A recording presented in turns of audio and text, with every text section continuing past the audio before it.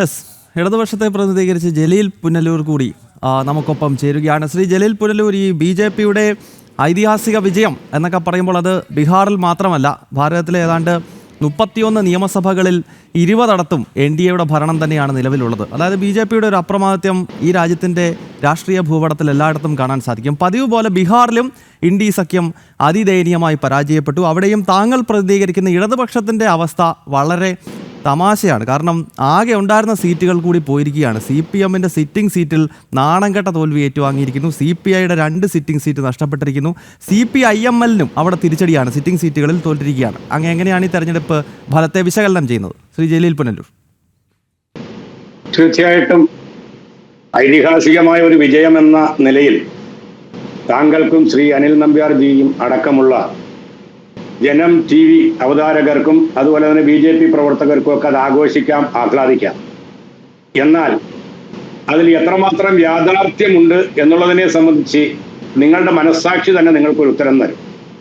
സത്യത്തിൽ ഈ തെരഞ്ഞെടുപ്പിൽ വിജയിച്ചിരിക്കുന്നത് BJP ആണോ അതോ ഇന്ത്യയിലെ മുഖ്യ തെരഞ്ഞെടുപ്പ് കമ്മീഷണർ ആണോ എന്നുള്ളത് കാലം തെളിയിക്കേണ്ട ഒരു കാര്യമാണ്. പക്ഷെ ഒരു കാര്യം പറയാം, ലോകത്തിന്റെ നിറവിൽ മഹനീയമായി ഉയർന്നു നിന്ന ഒന്നാണ് ഇന്ത്യൻ നീതിന്യായ വ്യവസ്ഥ.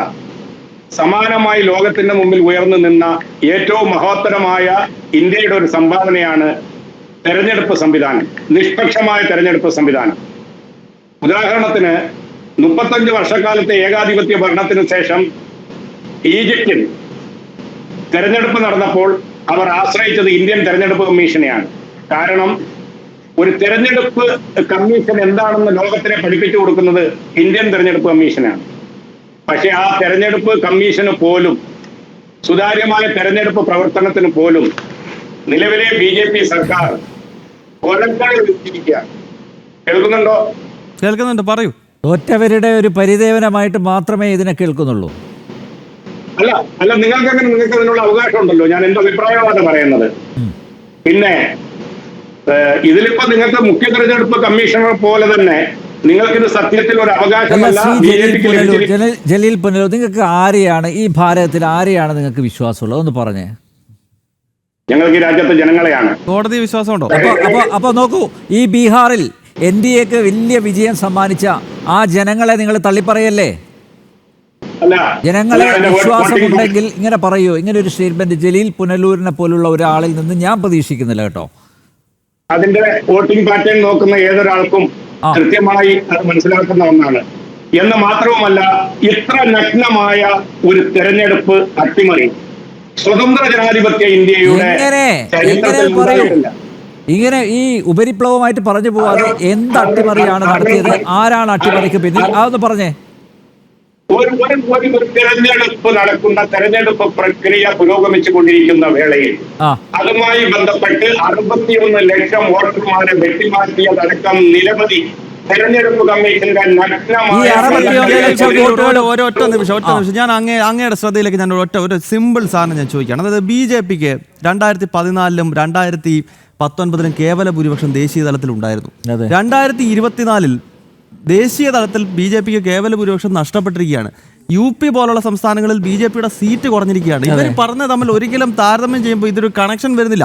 കാരണം BJP-യുടെ സീറ്റുകൾ കുറയുകയാണ്. നിങ്ങൾ പറഞ്ഞ തെരഞ്ഞെടുപ്പ് കമ്മീഷനെ BJP ഹൈജാക്കുകയാണ്. ഇതിന്റെ ലോജിക്ക് എന്താണ്? അല്ല, ഈ 61 ലക്ഷം വോട്ടുകളുടെ കാര്യം, ഈ 61 ലക്ഷവും പിന്നെ ഇടതുപക്ഷത്തിന്റെ അതുപോലെ കോൺഗ്രസിന്റെ ആണെന്ന് ഉറച്ചു വിശ്വസിക്കുന്നുണ്ടോ നിങ്ങൾ? ഈ 61 ലക്ഷം വോട്ടുകൾ, അയ്യോ ഞങ്ങളുടെ വോട്ടുകൾ പോയെന്ന് പറയും, ഈ 61 ലക്ഷം ആളുകളും കോൺഗ്രസ്സുകാരും ഇടതുപക്ഷത്തുള്ളവരുമാണോ?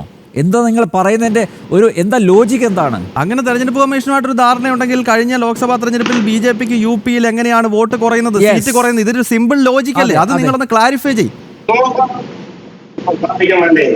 അത്തരത്തിലുള്ള കള്ളക്കളികളൊക്കെ നടത്താൻ അതിതീവ്രമായ പരിശീലനം ലഭിച്ച ഒരു സംവിധാനമാണ് BJP-ക്ക് മുന്നിലുള്ളത്. കാരണം ഭാരതീയ കേസിൽ വിധി വിധി പറഞ്ഞ ജഡ്ജിലാണ് ഇന്ത്യയിലെ BJP-യുടെ പാരിതോഷികം ഏറ്റുവാങ്ങിക്കൊണ്ട് പല തരത്തിൽ ഗവർണർമാരും BJP-യുടെ സ്ഥാനാർത്ഥികളും ഒക്കെ ആയി മാറുന്ന ഒരു ഗതികെട്ട കാലത്ത് ജീവിക്കുന്ന ഒരു ഇന്ത്യക്കാരനെ സംബന്ധിച്ച് ബീഹാറിനെ പോലെ കേരളത്തിൽ ആരാ BJP സ്ഥാനാർത്ഥിയായിട്ട് മത്സരിച്ചത്? ആരാ BJP സ്ഥാനാർത്ഥിയായിട്ട് മാറിയത്? BJP സ്ഥാനാർത്ഥികൾ ഗവർണർമാരായി മാറിയിട്ടുണ്ട്. മുൻപ് കോൺഗ്രസിന്റെ നേതാക്കൾ ഇവിടെ ഗവർണർമാരായിട്ടില്ല. കോൺഗ്രസ് നേതാക്കളുടെ സുപ്രീം കോടതി ജഡ്ജിമാർ. ഇപ്പൊ കേരളത്തിൽ തന്നെ നമ്മുടെ നവീൻ ബാബുവിന്റെ കേസ് അന്വേഷിച്ച ഉദ്യോഗസ്ഥൻ, അതുപോലെ ഈ പാലത്തായി കേസ് അട്ടിമറിച്ച ഉദ്യോഗസ്ഥനാണ് രത്നാകരൻ. ആ രത്നാകരനെയാണ് പിടിച്ച് സ്ഥാനാർത്ഥിയാക്കിയിരിക്കുന്നത്. നിങ്ങൾക്കാവാം, ഒരു കുഴപ്പമില്ല. സുപ്രീം കോടതി ജഡ്ജിമാർ അനിൽ നമ്പ്യാരെ പോലെ ഇത്രയും സീനിയറായ ഒരു പത്രപ്രവർത്തകൻ അങ്ങനെ പറയാമോ? ഒരു നവീൻ ബാബുവിനെ പോലെയാണോ സുപ്രീം കോടതി ചീഫ് ജസ്റ്റിസ്? അതും ചരിത്രപരമായ ഒരു എന്റെ ഒറ്റ ചോദ്യം, CPM-ന്റെ ഒക്കെ സീറ്റ് എവിടെ പോയി? അത് പറയും. അതെ, ഈ ലെഫ്റ്റ് പാർട്ടികളുടെ സീറ്റ് എവിടെ പോയി? ബീഹാറിൽ നിങ്ങളുടെ സിറ്റിംഗ് സീറ്റുകളിൽ പോലും തോറ്റിരിക്കുകയാണ്.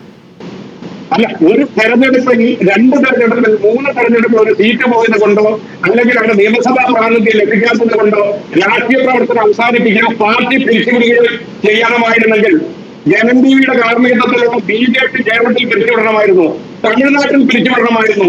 അങ്ങനെ ഇന്ത്യയുടെ പല സംസ്ഥാനങ്ങളിലും BJP പിരിച്ചുവിടേണ്ടി വരുമായിരുന്നു. അതുകൊണ്ട് ഒരു തെരഞ്ഞെടുപ്പ് പരാജയത്തിന്റെ പേരിൽ നിങ്ങൾ വിജയിച്ചതെന്നും പറയേണ്ട. ഇന്ത്യ രാജ്യം എന്ന് പറയുന്ന യുഗങ്ങളിൽ ഒരുപാട് വർഷങ്ങളും ചരിത്രങ്ങളും ഒക്കെ ഉള്ള ഒരു നാടാണ്. അത് ഇതിനേക്കാൾ വലിയ ഭീഷണികളെയും അതുപോലെ തന്നെ ദുരന്തങ്ങളെയൊക്കെ അതിജീവിച്ച ചരിത്രം ഇന്ത്യ രാജ്യത്തിനുണ്ട്. തീർച്ചയായിട്ടും വളരെ നൈമിഷികമായി നിങ്ങൾക്ക് ലഭിച്ചിട്ടുള്ള ഇത്തരത്തിലുള്ള സംവിധാനങ്ങളെ, ജനാധിപത്യ സംവിധാനങ്ങളെയും നീതിന്യായ വ്യവസ്ഥയൊക്കെ ദുർബലമാക്കിക്കൊണ്ട് ഭരണത്തിന്റെ ഒത്താശയോടുകൂടി നിങ്ങൾ നേടിയിട്ടുള്ള ഈ വിജയമൊക്കെ ഒരു താൽക്കാലിക സംവിധാനമാണ്. അതിൽ അധികം നിങ്ങൾക്ക് അഹങ്കരിക്കാനില്ല. പിന്നെ നിങ്ങൾക്ക് മാത്രം ഇത് അവകാശപ്പെട്ടതല്ല, ഇത് സത്യത്തിൽ കോൺഗ്രസിന്റെ ഒരു ദാനമാണ്. അത് ഈ കഴിഞ്ഞ നിങ്ങൾ അഹങ്കരിക്കുന്നുണ്ടല്ലോ, നിങ്ങളുടെ അഹങ്കാരത്തിന് നിങ്ങൾക്ക് അവകാശമുണ്ട്.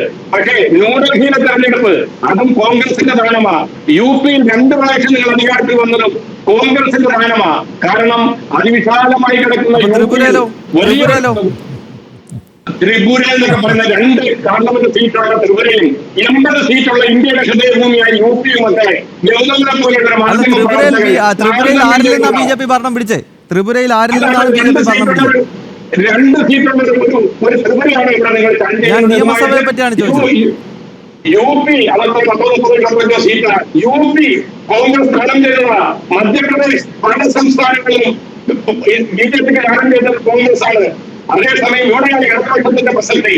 ഇടതുപക്ഷ ചേരിയും സോഷ്യലിസ്റ്റ് ചേരിയും കൈകോർത്തുകൊണ്ട് ദേശീയ തലത്തിൽ ഒരു മുഖ്യ പ്രതിപക്ഷമായി ഉയർന്നു വന്നാലല്ലാതെ ഈ BJP നടത്തുന്ന ഭീഷണിയെ നേരത്തെ ട്രൈ ചെയ്ത് നോക്കിയതല്ലേ ശ്രീ ജലീൽ പുനലൂര്?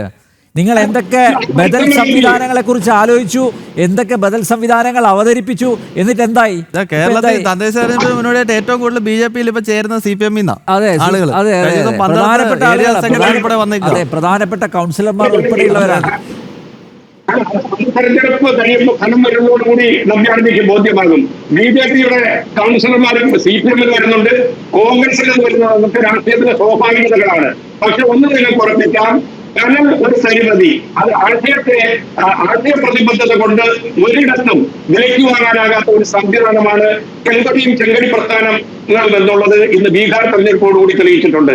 കാരണം 10 വോട്ടാണെങ്കിലും ആ 10 വോട്ട് ഒരു കാലത്തും മതവർഗീയതയ്ക്ക് മുമ്പിൽ അഴിഞ്ഞു വയ്ക്കാത്ത ഒരു പ്രസ്ഥാനം ഇടതുപക്ഷ പ്രസ്ഥാനമാണ്. പിന്നെ നിങ്ങൾ അതോടൊപ്പം കോൺഗ്രസ് മറുപടി PR ശിവശങ്കറാണ് തീർച്ചയായിട്ടും നൽകേണ്ടത്.